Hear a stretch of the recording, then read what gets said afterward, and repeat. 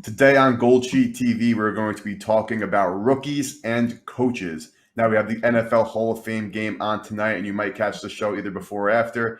And unfortunately, we're not going to be seeing any impact rookies probably playing tonight, but we have football here nonetheless. But again, welcome on into GoldSheet TV. I am your co-host, Eric Pauly, with my co-host, Dan Alexander at Newbie Talks on Twitter. And today we're discussing some more awards markets to get ready for the season.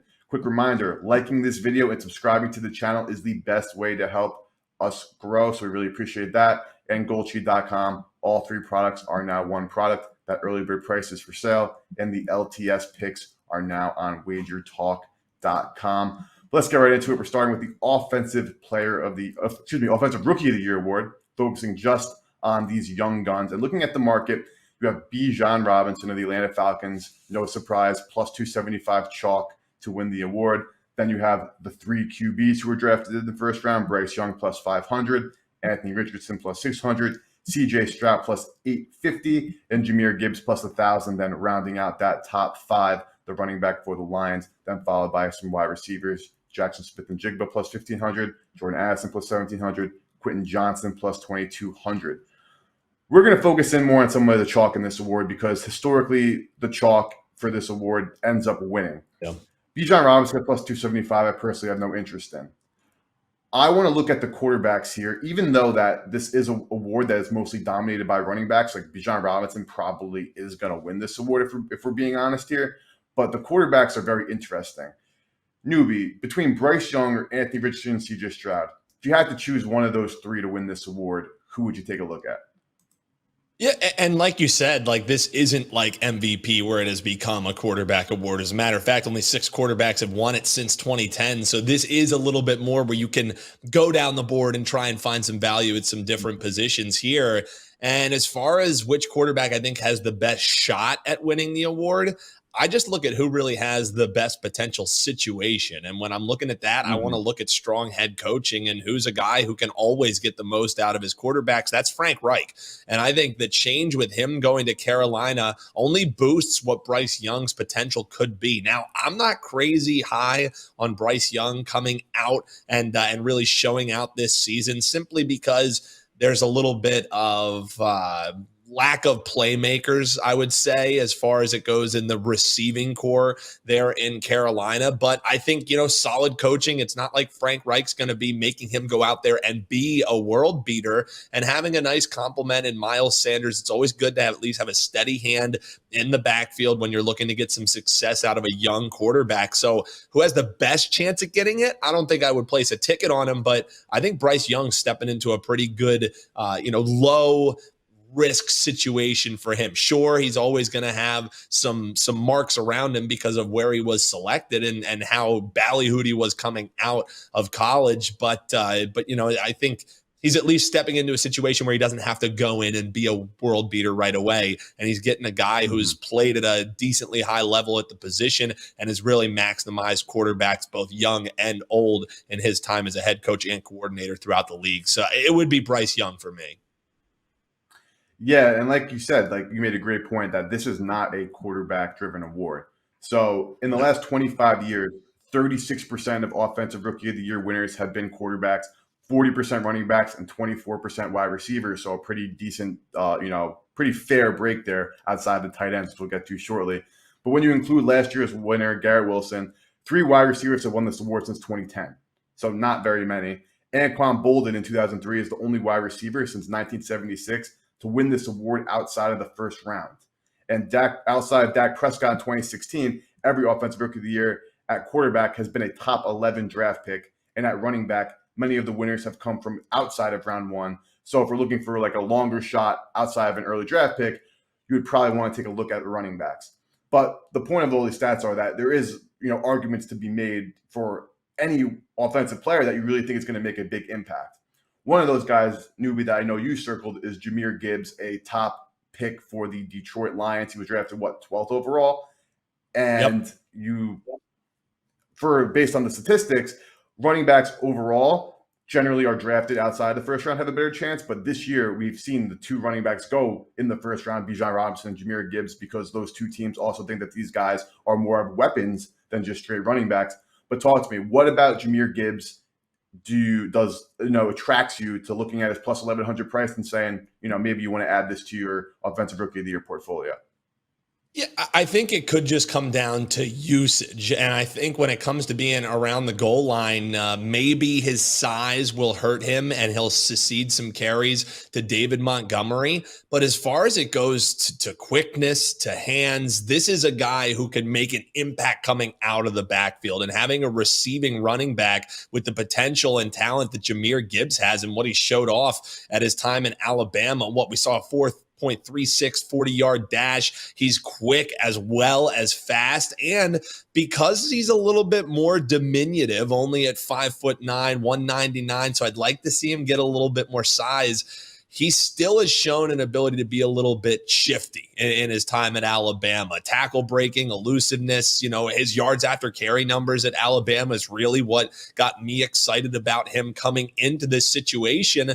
And this Detroit Lions team, look at what they were able to do with Williams and with DeAndre Swift, like guys who were constantly injured. They still were putting up decent numbers, and maybe not, rookie of the year numbers, definitely not player of the year numbers, but numbers nevertheless. And I think, having some tread on the tires and pairing up in a backfield that scored a league high 501 fantasy points in 2023, that's where I look at, yardage and scores and things like that. And I know fantasy is kind of taking a back seat, but where there's production, there's fire and there's excitement. And I think behind this offensive line, Gibbs definitely has value from a prop perspective, from a daily fantasy perspective. And if he meets that value or exceeds it, I think he should be up there with some of these other names. And at plus 110, you kind of see, at plus 1,100, you kind of see excitement around the odds makers as well, saying Gibbs is a guy to not be slept on.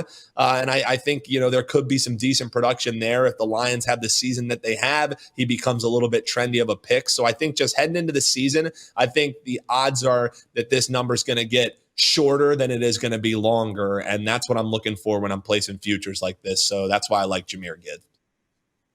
Yeah, no, it's easy to see why you like him. The offensive line really is great. The fact that they have David Montgomery, Jared Goff is a quarterback who, really relies on not getting pressured, and you have two nice outlets to complement, of course, Amon-Ra St. Brown and some of the other weapons that the Lions do have offensively. So I can certainly see that. But coming into this award, like we mentioned, it really probably is going to be a race between Robinson, Gibbs, or any of the three quarterbacks. Yeah. Now, you do have first-round wide receivers such as Jackson Smith-Njigba, Jordan Addison, Quentin Johnston, and Zay Flowers, who I would all probably consider outside of Addison and Smith-Njigba. Smith-Njigba is, in my opinion, the most talented wide receiver in this class, but you have a guy now playing with DK Metcalf and Tyler Lockett. I don't know if the overall production is going to be there for him. Johnston, I kind of like because Keenan Allen and Mike Williams are, prone to being banged up. But in the same breath, he is coming in as wide receiver 3. And in the perfect situation for the Chargers, he stays wide receiver 3 because that means their two studs are still being studs. Zay Flowers, I like his potential. We'll see.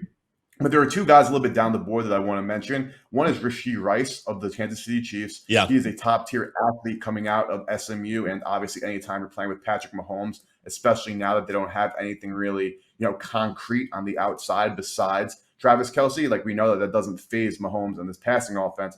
Rice has the ability to come in and potentially make some moves. But another player I'm eyeing as somewhat of a long shot is Marvin Mims for the Denver Broncos. Now, again, we're talking about 100 to 1, so I'm not going to be, it's something I add to the portfolio, but it's not something that I'm expecting to really cash. It's something I'd be willing to sprinkle on.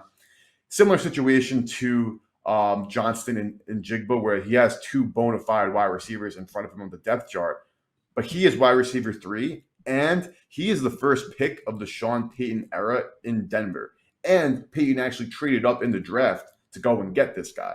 So they clearly have high hopes for him. And now that Tim Patrick unfortunately suffered an injury and KJ Hamler looks like he is going to continue his unfortunate string of injuries, Mims could walk in and be that wide receiver 3 right away. We know Sutton and Judy both have had some injury problems. So give me 100 to 1 on a guy with immense amounts of talent that, again, is clearly beloved by the coaching staff. Now, we know it doesn't necessarily mean that he's going to end up being, great by any means. But I think that could be worth a sprinkle there. Newbie, any thoughts on my thoughts on Mr. Marvin Mims or any of those other wide receivers before we get to another dark horse you like? Yeah, and the dark horse who all bringing up, it's more a little bit laughable of the number that we're seeing on Dalton Kincaid, the tight end coming out of Utah here for the Buffalo Bills. But the only worry that I have with Rice is the same preseason hype that we saw about Sky Moore last year. People excited about him. Oh, he's going to have Patrick Mahomes. So I always just worry about that receiving core. And Patrick Mahomes has come out and said, it's going to all go through Kelsey. And then if we get, production from other guys, great. So I understand the hype around him. And I think there's no way that he'll have as bad of a rookie year as Sky Moore had. I will definitely secede that. And then the only other thing with Marvin Mims is I am so unenthused about the wide receiver core for the Denver Broncos. And I think part of that has to do with how horrible Russell Wilson looked last year. But as far as it goes of guys in that receiving core, I think Mims is definitely the one that you have the most excitement about, for sure. I think that that's fair. I think that there's definitely something there. However, it would take quite the turnaround, and we talked about that when we were previewing the AFC West. Can you have this turnaround now that Sean Payton is there? Can Russell Wilson return to form? I lean more towards no, which would give me pause on Mims, but I understand the rationale behind both of them. I just it's two situations that I feel like I'm not as excited about, and I want to feel good about a situation when I'm placing my money for the books to hold on to for a couple months. You know what I mean? Yeah, of course. No, it definitely makes sense. But Dalton Kincaid, right? When not gonna say it came out of nowhere, but there were some other tight ends who were rated higher pre-draft process than Kincaid, who then ended up, going to Buffalo, which could be a perfect situation. Tight end that's never won this award, but do you have any hopes for Kincaid this season? Now, I just think it's funny that, when we were running down, what are the numbers? What is the percentage breakdown of positions that ended up winning this award? A tight end was 0.0%. Never been done before, yet the number's 45-1. You talked about a sprinkle on 100-1. Dalton Kincaid should be 200-1. Like, there's no way that Dalton Kincaid ends up winning this award unless he puts up Kelsey level numbers in his rookie year. So I just think it's funny to see this number. And I think the reason we see this subpar number is how much preseason hype that this guy is getting. You know what I mean? So definitely there's people who are placing on this award, or odds makers are protecting themselves in the back door. I don't think he ends up winning it, but Josh Allen is really, gassing this guy up. Is it just camp talk because he wants to get, the guy excited, get him touches? I think it has more to do with the fact that this guy will be impactful for this Buffalo offense, and adding a dynamic piece that they can now go in 12 personnel. And I expect to see them in 12 personnel this season more than they ever, with two tight ends on the field. And I think the looks are going to go more towards Kincaid than they are going to go toward Dawson Knox. And from a fantasy perspective, when you were playing teams that struggled against tight ends, or just a prop perspective as well, when you were playing teams who were struggling against tight ends, Dalton Knox, anytime touchdown scorer, was always a decent look,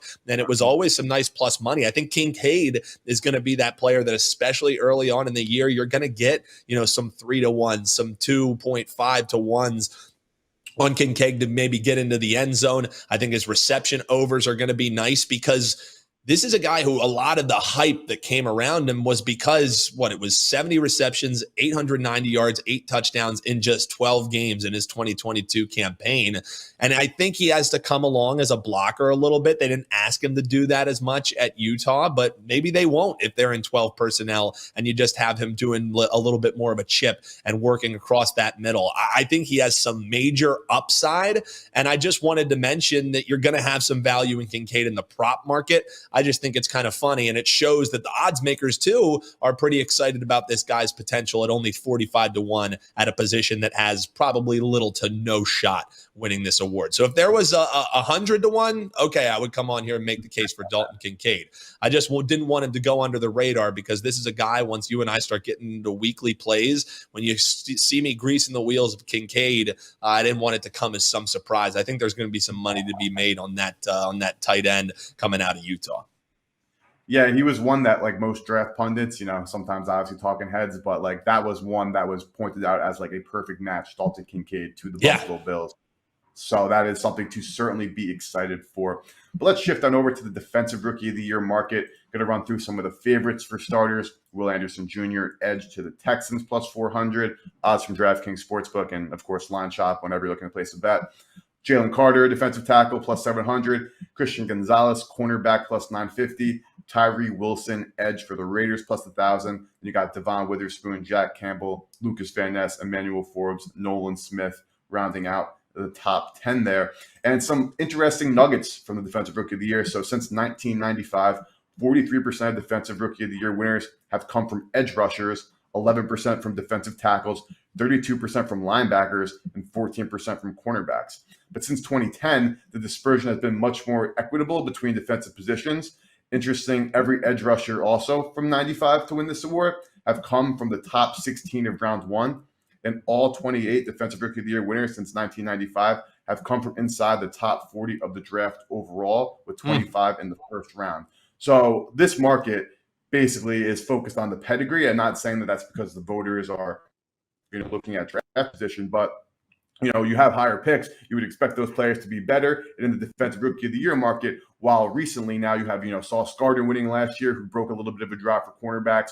You've had Aaron Donald, Dominic Sue, Sheldon Richardson winning this award recently. So now is a time where the best Rookie of the Year defensively is winning. It's not really a positional. They're not. If Tyree Wilson has more sacks, but somebody else and the cornerback has a better season, he still might get the nod there. It's not going to be focused on edges. We got a couple of guys we're staring at. There is somebody I love. I placed a bet on yesterday to win this award, and that is Christian Gonzales, cornerback for the New England Patriots. Now, I was on Sauce Gardner last year. That was a big hit for me. And I'm using a similar just kind of mindset for this one. So going down from the chalk, Will Anderson, I think, is a little bit overrated of a player, and the Texans don't have a good enough line around him to support him, and he'll probably get most of the attention on the defensive line, so his production probably won't be as great. Jalen Carter, same thing, absolute animal. The Eagles have animals all over the place. He might not be everywhere. It might be hard for them to kind of focus on him. Tyree Wilson, I don't even think is a good player, so we'll scratch him. Devon Witherspoon is probably great, so that'll be his, competition. But we've seen what Bill Belichick does with their cornerbacks. We've seen so many players, Stephon Gilmore, J.C. Jackson, most recently, take these immense steps and become absolute lockdown cornerbacks, defensive player of the year caliber players. They've won those awards. And then when they go to other systems, they've never been as good as they were in New England. From an athletic standpoint, Gonzales checks every single box that Belichick would love for a cornerback. And we know on draft night that when Belichick traded back and let the Steelers come up and get the tackle, Washington then took Emmanuel Forbes, who I actually do think is a good secondary option in this market. Belichick was smiling and waiting in the wings to draft this guy because he checked all the boxes he wanted. And this guy was expected to go in the top 10, and I'm not sure exactly why he fell, but he did, and now the Patriots are going to reap the rewards here. Just from a ball skill perspective, from a scheme perspective, a coaching perspective, an athletic profile perspective, and just a match made in heaven, if you ask me. So Christian Gonzales, I got 12-1 on a reputable offshore, but I'm seeing a lot of 11-1s on most of the mainstream, sports books. I think that's a great bet, and that's something that I'm really in love with. I know you have a cornerback and a linebacker newbie that you're looking at. Talk to me. Do you want to discuss Will McDonald first, or you want to go Joey Porter? The only other cornerback that I would look towards other than Gonzales, I think, I have nothing more to add to the point. I think you nailed everything. I completely agree. I think he would be my favorite in the secondary to put a little sprinkle on. The other one is just a value play for me, and that's Joey Porter Jr. out of Penn State. 33-1 is one of the prices that you're able to see. You might be able to vary that in the marketplace, but The one thing that I like about him when we talked about situations, right? He's joining a really nice, secondary where really they've been looking for some cornerback help because they do have some decent safety play over the top, more than decent safety play over the top. That's going to allow him to maybe take the training wheels off a little bit sooner, allow him to be aggressive, be confident because he knows he has something to help him out there on the back end. And then if you just look at the schedule that the Steelers are going to be facing this year, they play some quarterbacks who definitely have a tendency to turn the ball over. And Joey Porter, if you underthrow balls, he makes you pay for it. And he's able, to play some bump and run. And I think his athleticism is going to match up nicely against wide receivers that he'll face off. So at 33-1, he would be the only other play in the secondary that I would have other than that Gonzales breakdown that you had for sure. So another player that I would sprinkle on to build a little bit of a portfolio with Gonzales, and I'm not going to say this is a homer pick because it isn't my Washington Commanders, but based on what I've been reading and seeing in training camp, he's been getting so much love, and I will be Emmanuel Forbes for Washington. And something that I just think that when you go to Marshawn Lattimore's rookie season, that really separated him from the pack, which actually wasn't the same thing last year because Tariq Woolen had more counting stats than Sauce Gardner, but obviously Sauce had the hype and also had a fantastic season with, more of a lockdown coverage. So that's why he ended up winning the award. But in Lattimore's year when he won, he had 5 interceptions, 18 passes defended that season. He also scored a touchdown. That's huge. Now we're talking about Emmanuel Forbes, who has led the SEC in interceptions as well as interception return for a touchdown, setting records in college. Washington's defensive front is one of the best in football, and they get pressure with 4 men. If Forbes is sitting in a zone, Washington's getting pressure up front. This guy is a proven ball hawk in college, so he could be somebody who starts adding up those counting stats where in a race, like I'm expecting this defensive rookie of the year race to be very close-knit because I don't think that there is one player who's truly ahead of the pack like Sauce was last year, that if we're talking from a counting stat perspective, Forbes is in a fantastic position to accumulate those counting stats because Washington will be getting pressure up front. Pressure is going to make opposing quarterbacks don't have to force throws. Emmanuel Forbes, throughout his collegiate career, has shown that he specializes in breaking up passes, intercepting passes, and then taking those interceptions to the crib. So another guy I like to consider. But you also, newbie, are looking at a linebacker. He's an older linebacker, but he is going to a situation where he probably can make an impact right away. Talk to me about Will McDonald for the Jets. Yeah, and you mentioned edge rushers and the potential that they have. At 22-1, Will McDonald with the Jets is exactly what they've been looking for, and that's an outside speed rushing specialist, and that's all he is. When he's finally free and allowed to pin his ears back, this is where he can make the most impact. You saw it at Iowa State, and the only concern that I have is you saw him in a lot of 3-man fronts during his time at Iowa State, but still, even with that, even with not having 2 defensive tackles to shore him up, he still had a stellar career for the Cyclones. So now he's going to be paired with Robert Saleh, defensive-minded head coach who, what does he want to do? He wants to allow his edge rushers to pin their ears back. And he's joining, a decent situation there as well. And he's a guy who's going to be able to play on the right or left tackle so they can pair him up nicely with wherever they see him potentially having a step. And he's big, man. 6'4", 240 pounds. However, it's not like he has the typical width that you maybe like to see out of a pass blocker or out of a pass rusher, but he's a kind of guy who's probably going to be able to bend and spill because of that tighter frame that he has. And the Jets have just been in dire need of getting some final pressure off of the edges. So I think they're going to give him a lot of rope to potentially put his stamp on this defense. Now, do I think he's going to have Nick Bosa rookie type season? No, but I think he already is going to be on a team that's going to be featured on Hard Knocks, that's going to have a hype man in it in Sauce Gardner, that's going to have a lot of national attention around it already. And so much of what I look for in these type of awards is narrative, is excitement, is exposure, and just being on the team that's going to be on Hard Knocks, he could become a fan favorite right out of the gate. So I think at 22-1, a guy who's going to be nationally featured, I think this number, again, going back to what I look for when trying to play in some of these markets, is numbers that are more likely to get shorter than they're likely to get longer. And I think 22-1 is going to be the best price around that you're going to be able to get on Will McDonald IV. So I'd rather grab it now than later with a guy who could potentially be a sack leader for rookies, or at least around the sack leader for rookies off the edge for the Jets.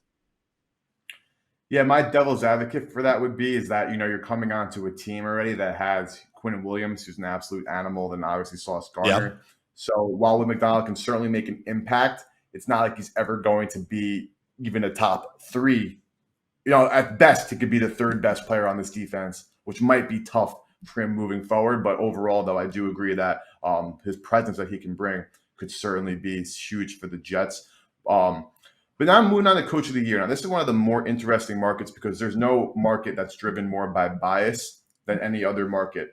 Now, there are so many factors that are major in this award, and this is an award where, like, looking at the chalk for like Defensive Rookie of the Year and Offensive Rookie of the Year, the chalk is probably what's going to win.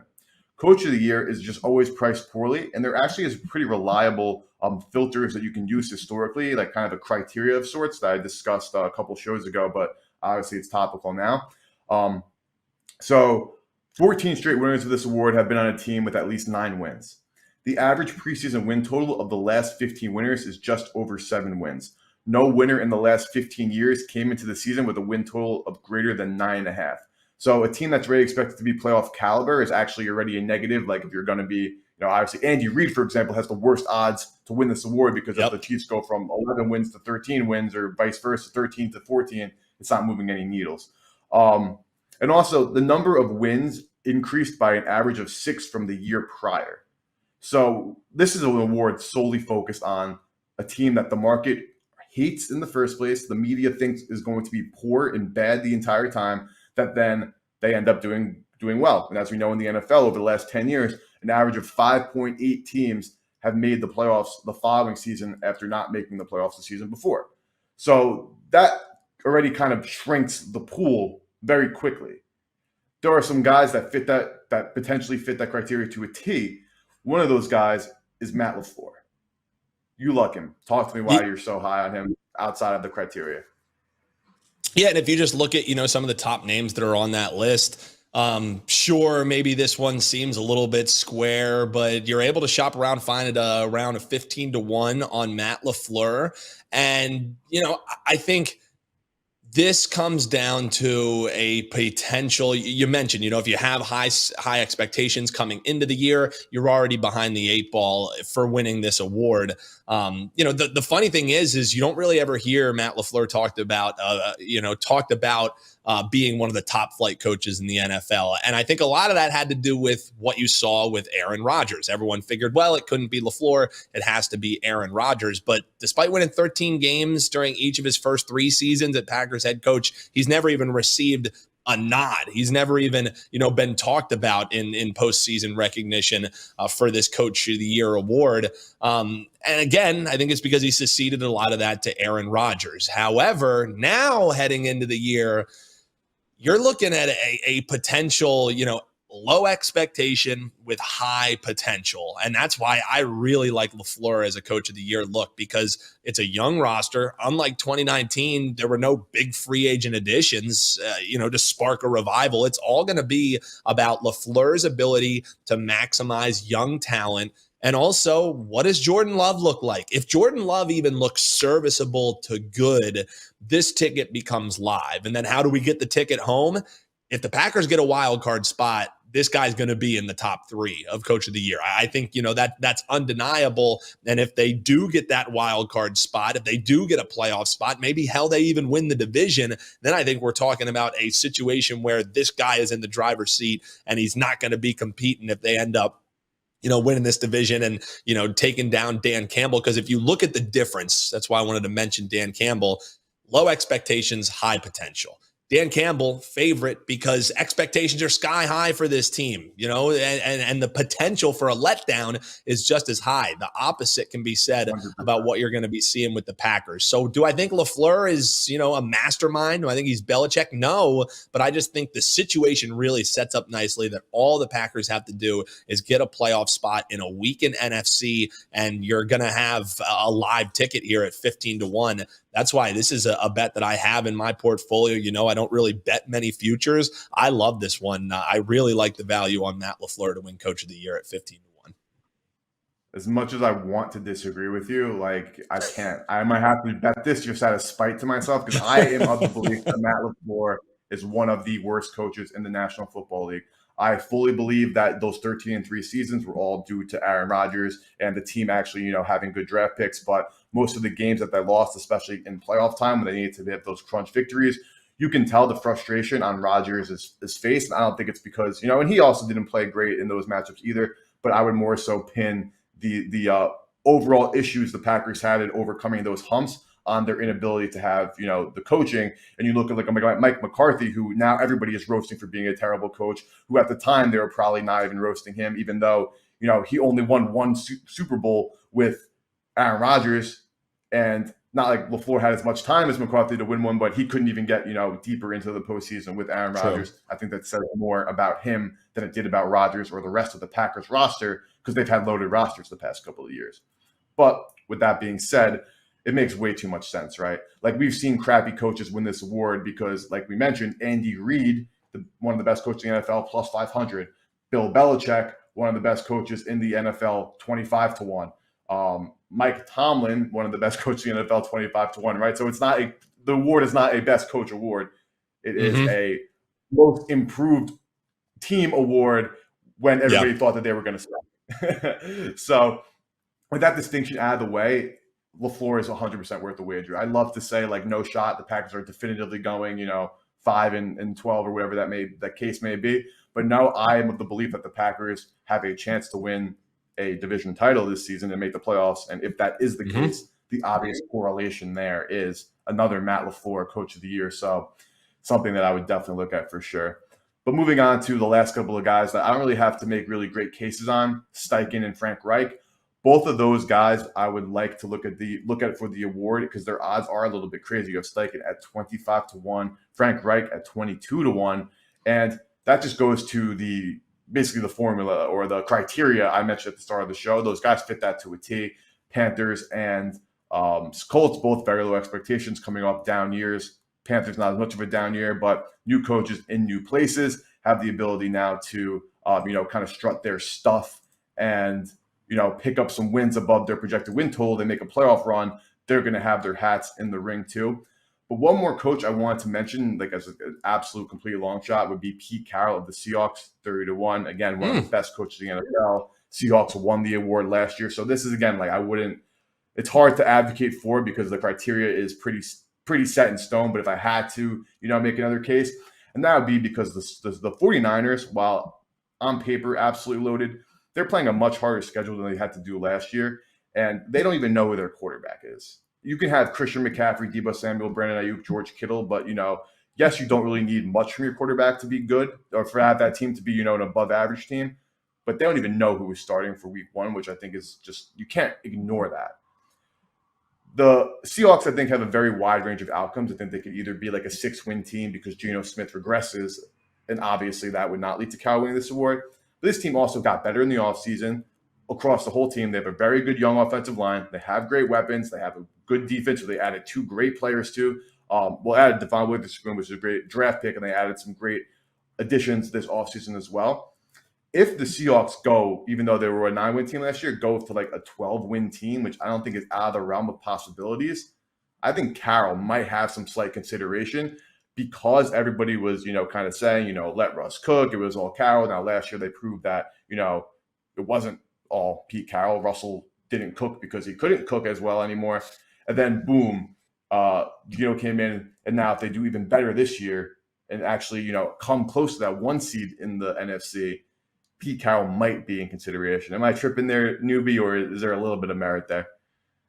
No, and I think too, again, if Pete Carroll, who's been in the league here for a while, and it's a potential for kind of the NFL to tip their cap a little bit, the AP and the NFL to say, hey, more of a career award. Sometimes you see that across different sports. No, I think that could potentially be a live ticket. And then in the case of Steichen, in the case of Frank Reich, it all comes down to how the quarterback performs, right? If Richardson has a great season, if Bryce Young has a great season, both of those tickets are live. And I think also expectations low for both of them. So I'm with you, man. I think this whole slate of coach of the year is all about buying low. And I think all four names that we listed here are all really nice buy low positions, as opposed to, everybody and their grandmother falling in love with Dan Campbell. I get it, but there are so many ways a situation like that can go wrong.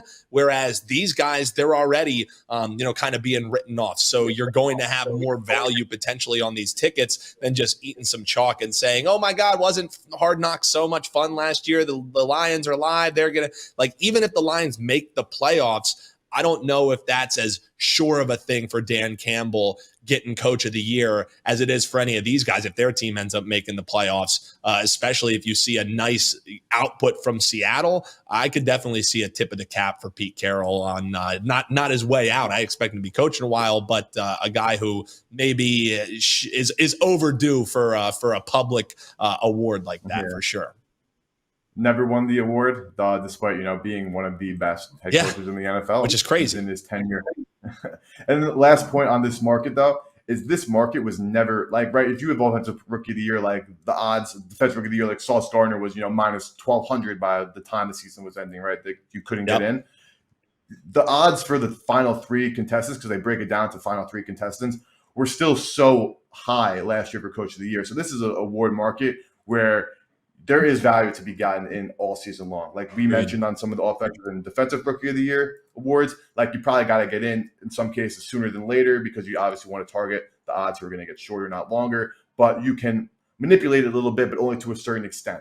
In this award, you could still be, finding value on a guy who has a real chance week 13, 14, 15, 16, where that's probably not the case for the other two awards markets. So definitely something to consider down the stretch. But another great episode of discussing football. Newbie and I will be doing this all season long. With that being said, though, next week I am out of commission, but Newbie will be with Matt Joseph discussing some CFB, because obviously that's on the horizon, and we did not forget about college football. How could you forget about college football? Just as big in the NFL, depending where you are. But really appreciate you guys tuning into the show. Again, you can find Dan on Twitter at Newbie Talks, myself at Slime Action. Liking the video again and subscribing to the channel is the best way to help us grow. And we appreciate you guys. Lock in those tickets, and we'll see you guys next week.